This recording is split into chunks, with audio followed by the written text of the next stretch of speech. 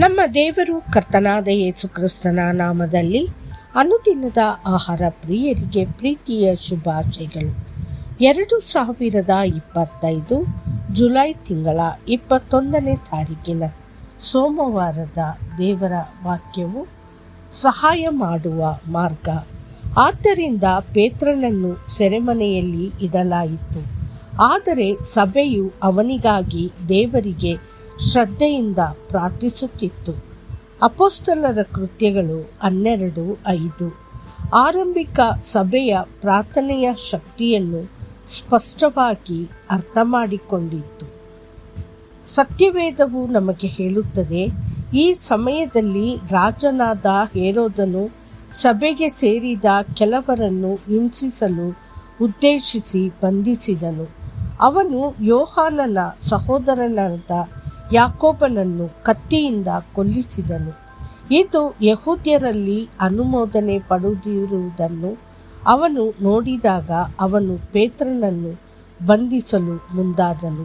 ಅಪೊಸ್ತಲರ ಕೃತ್ಯಗಳು 12:1-3 ವಿಶ್ವಾಸಿಗಳು ತಾವು ಪ್ರಾರ್ಥಿಸಲು ವಿಫಲರಾದ ಕಾರಣ ಅಪೊಸ್ತಲರಲ್ಲಿ ಒಬ್ಬನಾದ ಯಾಕೋಬನಿಗೆ ನಷ್ಟವಾಯಿತು ಎಂದು ಅರಿತುಕೊಂಡರು ಮತ್ತು ಪೇತ್ರನನ್ನು ಅದೇ ರೀತಿಯಲ್ಲಿ ಕಳೆದುಕೊಳ್ಳದಿರಲು ಅವರು ದೃಢ ನಿಶ್ಚಯ ಮಾಡಿದರು.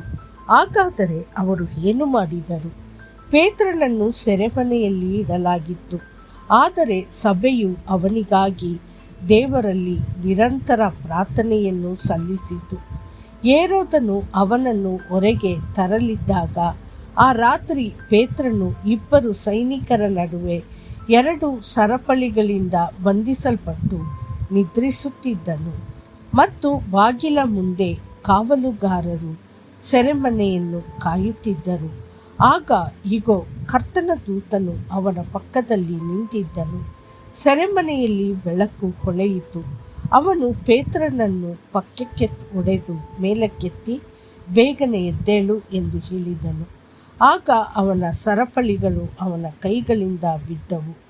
ಆಗ ದೇವದೂತನು ಅವನಿಗೆ, ನಡುವನ್ನು ಕಟ್ಟಿಕೊಂಡು ನಿನ್ನ ಪಾದರಕ್ಷೆಗಳನ್ನು ಹಾಕಿಕೊ ಎಂದು ಹೇಳಿದನು. ಮತ್ತು ಅವನು ಹಾಗೆಯೇ ಮಾಡಿದನು.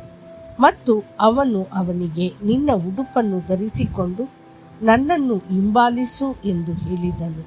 ಅಪೊಸ್ತಲರ ಕೃತ್ಯಗಳು 12:5-8 ವಿಶ್ವಾಸಿಗಳು ಕಟ್ಟಾಸಕ್ತಿಯಿಂದ ಪ್ರಾರ್ಥಿಸಿದ್ದರಿಂದ ಒಬ್ಬ ದೇವದೂತನು ಇಳಿದು ಬಂದನು. ಸೆರೆಮನೆಯು ಅಲುಗಾಡಿತು. ಪೇತ್ರನ ಸರಪಳಿಗಳು ಬಿಚ್ಚಲ್ಪಟ್ಟವು ಮತ್ತು ಅವನು ಬಿಡುಗಡೆಗೆ ನಡೆಸಲ್ಪಟ್ಟನು. ಒಮ್ಮೆ ಒಬ್ಬ ಶ್ರದ್ಧಾವಂತ ತಾಯಿ ಹೀಗೆ ಹೇಳಿದರು, ನನ್ನ ಮಕ್ಕಳು ಪರೀಕ್ಷೆ ಬರೆಯಲು ಹೋದಾಗಲೆಲ್ಲ ಪರೀಕ್ಷೆ ಪ್ರಾರಂಭವಾದ ಕ್ಷಣ ನಾನು ಮಂಡಿ ಊರಿ ಕುಳಿತುಕೊಳ್ಳುತ್ತೇನೆ. ಪರೀಕ್ಷೆಯನ್ನು ಅವರು ಮುಗಿಸುವವರೆಗೂ ನಾನು ನಿರಂತರವಾಗಿ ಪ್ರಾರ್ಥಿಸುತ್ತಾ ಮಂಡಿಯೂರಿರುತ್ತೇನೆ. ವಾಸ್ತವವಾಗಿ ನಾವು ನಮ್ಮ ಮಕ್ಕಳೊಂದಿಗೆ ಪರೀಕ್ಷಾ ಸಭಾಂಗಣಕ್ಕೆ ಹೋಗಲು ಸಾಧ್ಯವಿಲ್ಲ.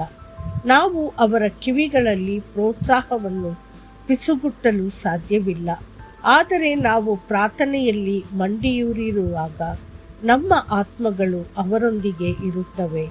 ನಾವು ಅವರಿಗೆ ಬುದ್ಧಿವಂತಿಕೆಯನ್ನು ನೀಡಬೇಕೆಂದು ಕರ್ತನನ್ನು ಕೇಳಿಕೊಳ್ಳುತ್ತೇವೆ ಮತ್ತು ಅವನು ಹಾಗೆ ಮಾಡುತ್ತಾನೆ.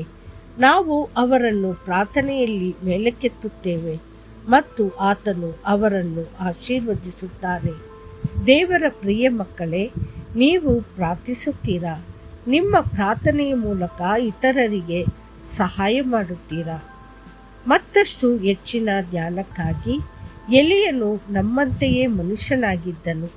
ಮಳೆ ಬಾರದಂತೆ ಅವನು ಶ್ರದ್ಧೆಯಿಂದ ಪ್ರಾರ್ಥಿಸಿದನು, ಆದರೆ 3.5 ವರ್ಷಗಳ ಕಾಲ ಭೂಮಿಯ ಮೇಲೆ ಮಳೆ ಬೀಳಲಿಲ್ಲ. ಯಾಕೋಬ 5:17 ಕರ್ತನು ನಿಮ್ಮನ್ನು ಆಶೀರ್ವದಿಸಲಿ. ಆಮೇನ್.